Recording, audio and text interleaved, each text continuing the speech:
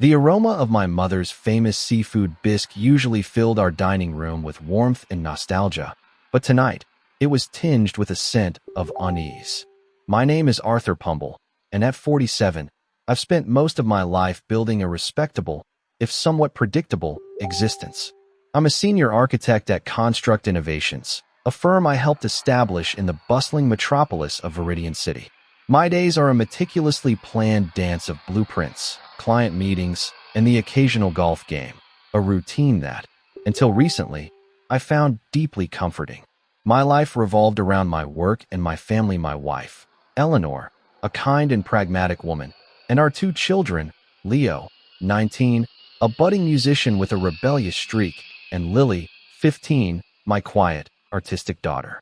We lived in a spacious, albeit slightly sterile, modern home in the affluent district of Oak Haven. On the surface, we were the picture of success and domestic bliss. But beneath the polished veneer, fault lines had begun to appear, subtle at first, then growing more pronounced, like cracks in a perfectly rendered facade.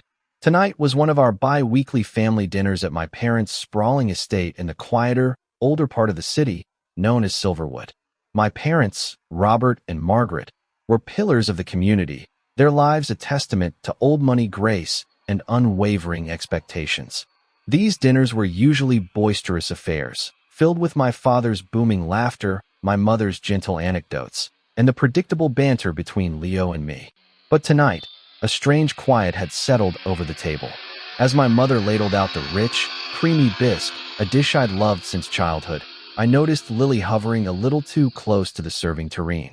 Her movements were usually graceful, almost ethereal, but tonight, she seemed fidgety, her eyes darting around the room. I was mid-sentence, recounting a minor triumph at work to my father, when I caught a fleeting glimpse of her hand. Quick as a hummingbird's wing, she dipped her fingers into her small, beaded purse, pulled out something minuscule, and, with a motion so subtle it was almost imperceptible, dropped it into my bowl as it sat on the table. My heart lurched. My breath caught in my throat. Had I imagined it?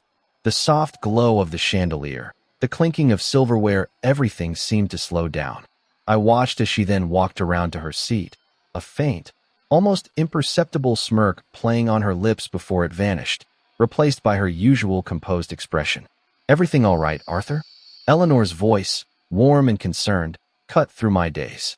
She was across from me, her eyes fixed on my momentarily stunned face. I forced a smile, a little too wide, a little too quick. "Yes, darling. Just lost in thought. Mother's bisque always does that to me." I tried to sound nonchalant, but my voice felt a little tight. My mother, always the gracious hostess, beamed. "Oh, Arthur, you always did have a soft spot for it." I looked down at my bowl. The surface of the bisque was undisturbed, a creamy expanse with delicate swirls of saffron and parsley. Whatever Lily had dropped in, it had sunk. A cold dread seeped into my veins. What could it be? A prank? A childish dare? Or something far more sinister? The dinner continued, a blur of forced pleasantries and internal panic. Every spoonful of bisque felt like a gamble. I tried to discreetly examine the contents of my bowl, stirring it a little more vigorously than necessary, hoping to unearth the mystery object. Nothing. It was as if it had dissolved, or was simply too small to spot amidst the rich ingredients. Lily, meanwhile, was unusually quiet, picking at her food, her gaze occasionally flickering to me. There was a challenge in her eyes, a defiance I hadn't seen before. Our relationship, always gentle and affectionate, had become strained in the past year. She'd retreated into herself, her vibrant sketches replaced by darker, more abstract pieces. Her grades had slipped, and she'd started spending more time alone in her room, listening to music I couldn't understand. I'd attributed it to typical teenage angst, a phase she would eventually outgrow. Now, I wasn't so sure. The memory of a recent argument flashed in my mind. It had been about her art. I'd walked into her room, intending to praise a particularly striking charcoal drawing of a twisted, skeletal tree, but instead, my architect's eye had focused on what I perceived as its lack of structure. "Lily," I'd said, "this is interesting, but perhaps you could try something with more form, more purpose, like those beautiful landscapes you used to do." Her face had contorted with a mixture of hurt and fury. Purpose? My art has purpose, Dad. Just because it's not a blueprint doesn't mean it's meaningless. She'd stormed out, leaving me standing there, bewildered. I'd meant well, of course. I always did. I just wanted her to succeed, to channel her creativity into something tangible, something that could provide a stable future. Now, sitting at the dinner table, the taste of the bisque turning to ash in my mouth, I wondered if this act was a direct consequence of my well-intentioned blunders. Had I pushed her too far? "Arthur, you haven't touched your bisque," my mother observed, her brow furrowed with concern. "Is something amiss?" I managed another strained smile. "No, Mother, it's delicious. Just savoring it." I took a small, hesitant spoonful, the creamy liquid coating my tongue. I felt nothing unusual, no strange taste, no immediate reaction. Yet, the unease persisted, a cold knot in my stomach. Later that evening, as Eleanor and I drove home, the silence in the car was heavy. I couldn't bring myself to tell her what I thought I'd seen. It sounded absurd, even to me. My daughter, secretly poisoning my soup? It was a scene straight out of a melodramatic film. The next few days were a blur of paranoia. I found myself scrutinizing Lily's every move, analyzing her expressions, searching for clues. She seemed to notice, too. Her silence deepened, punctuated by brief, cutting remarks. "Why are you looking at me like that, Dad?" She'd snapped one morning over breakfast. "Do I have something on my face?" "No, Lily," I'd replied, trying to sound casual. "Just thinking about school. Everything all right with your art class?" She'd rolled her eyes, a familiar teenage gesture of dismissal. "It's fine." The incident with the soup, as unsettling as it was, became a catalyst. It forced me to confront a growing chasm in my relationship with Lily, and, by extension, with myself. I'd always prided myself on being a good father, providing for my family, ensuring their comfort and security. But I realized, with a sickening jolt, that I had been so focused on providing that I had neglected to connect. I had imposed my own definitions of success and happiness onto my children, particularly Lily, whose artistic spirit I had, perhaps unwittingly, tried to mold into something more practical. One evening, unable to bear the silent tension any longer, I found Lily in her room, hunched over her sketchbook. The air was thick with the scent of charcoal and acrylic paint. Her headphones were on, a clear signal of her desire for solitude. I knocked softly on the open door. She didn't respond. I knocked again, a little louder. She finally looked up, her eyes narrowed. "Can I come in?" I asked, my voice softer than I intended. She shrugged, a non-committal gesture. I took it as an invitation and stepped inside.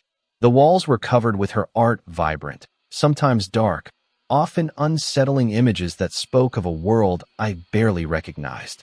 There were fantastical creatures, crumbling cityscapes, and portraits with haunting, expressive eyes. It was a stark contrast to the sterile perfection of the rest of our home. "Lily," I began, my hands feeling awkward. "We need to talk." She put down her pencil, crossing her arms over her chest. "About what? My lack of purpose?" Her voice was laced with a bitterness that stung. I flinched. "No, about the other night, at Grandma's." I paused, taking a deep breath. "I saw you." Her eyes widened, a flicker of something unreadable fear, defiance, passing through them. "Saw me do what?" she challenged, her voice trembling slightly. "You dropped something into my soup." The words hung in the air, heavy and accusatory. The silence that followed was deafening. Lily's gaze dropped to her sketchbook, her shoulders hunched. When she finally spoke, her voice was barely a whisper. "It was just a sugar cube." "A sugar cube?" My mind reeled. All this paranoia, all this dread, for a sugar cube? A sugar cube? I repeated, my voice a mixture of confusion and exasperation. "Why would you do that?" She finally looked up, her eyes brimming with unshed tears. "Because you always complain Grandma's soup is too bland. You always add salt, or pepper, or hot sauce. You never jest. Enjoy it for what it is. And I wanted to make it sweeter for you. Just once." My heart ached. The irony was brutal. In my self-absorbed pursuit of what I thought was best, I had completely missed the simple, well-intentioned gesture of my daughter. I had projected my own anxieties onto her, twisted her quiet act of care into something malicious. "Lily," I said, my voice thick with emotion, I I am so sorry. I sat down on the edge of her bed, the springs creaking under my weight. I've been so caught up in my own head, so focused on everything but what truly matters. I've been a terrible father lately, haven't I? She didn't answer immediately, but a single tear traced a path down her cheek. You don't listen, Dad, she whispered. You always tell me what I should do, what I should be. You don't ask what I want. Her words were a blunt, painful truth. I had always believed I was guiding her, but I had been stifling her. I had been so busy building my own kingdom that I hadn't noticed I was dismantling hers. You're right, I admitted, the words tasting bitter. And I'm going to change that. I want to listen, Lily. Really listen. Tell me, what do you want? What do you want your art to be? What do you want your life to be? She looked at me, a glimmer of surprise in her tear-filled eyes. I want to create. I don't know what it will be or where it will take me, but I want to be able to explore it, without judgment. Then explore, I said, a wave of genuine love washing over me. And I promise, no more judgments. Only support. I reached out and gently took her hand, a gesture we hadn't shared in months. Her fingers, usually calloused from charcoal, felt small and fragile in mine. That conversation was a turning point. It wasn't an instant fix, but it was a beginning. I started spending more time in Lily's room, not to offer advice, but to simply sit and watch her draw, to ask about her inspirations, to truly see the world through her eyes. I learned about her favorite artists, her struggles with self-doubt, her dreams of attending an art academy in Paris. I also began to examine other areas of my life. My relationship with Eleanor, which had grown somewhat distant, also needed nurturing. I started listening more, offering less solutions and more empathy. I even started to reevaluate my own career. Was I truly happy at Construct Innovations, or was I just comfortable? The structured world of architecture, which once defined me, now felt a little too rigid, a little too safe. I began to dabble in sketching myself, not blueprints, but landscapes, inspired by Lily's wild imagination. The biggest lesson was about boundaries. I had always blurred the lines between my identity and my family's, seeing their choices as extensions of my own. I realized that my need to control, born out of a desire for their well-being, was actually stifling their growth and my own. I needed to let go, to allow them, and myself, the space to be imperfect, to make mistakes, to carve out our own paths. A few months later, at another family dinner at my parents' house, the atmosphere felt different. Lighter, more authentic. My mother served her seafood bisque, and this time, Lily smiled at me across the table, a genuine, open smile. I tasted the soup. It was delicious, as always. And for the first time in a long time, I didn't reach for the salt shaker. I simply savored it, just as it was. This is wonderful, Mother, I said, looking directly at Lily, a silent understanding passing between us. She winked. I still didn't know what the future held for Lily or for me. But as I looked around the table at my family, my wife, my son, my daughter, my parents, I felt a profound sense of peace. I was learning to embrace the unknown, to trust in the journey, and to find beauty in the imperfections. The cracks in the facade were still there, but now, they weren't signs of decay. They were pathways to deeper connection, to genuine self-discovery. And that, I realized, was a far more solid foundation than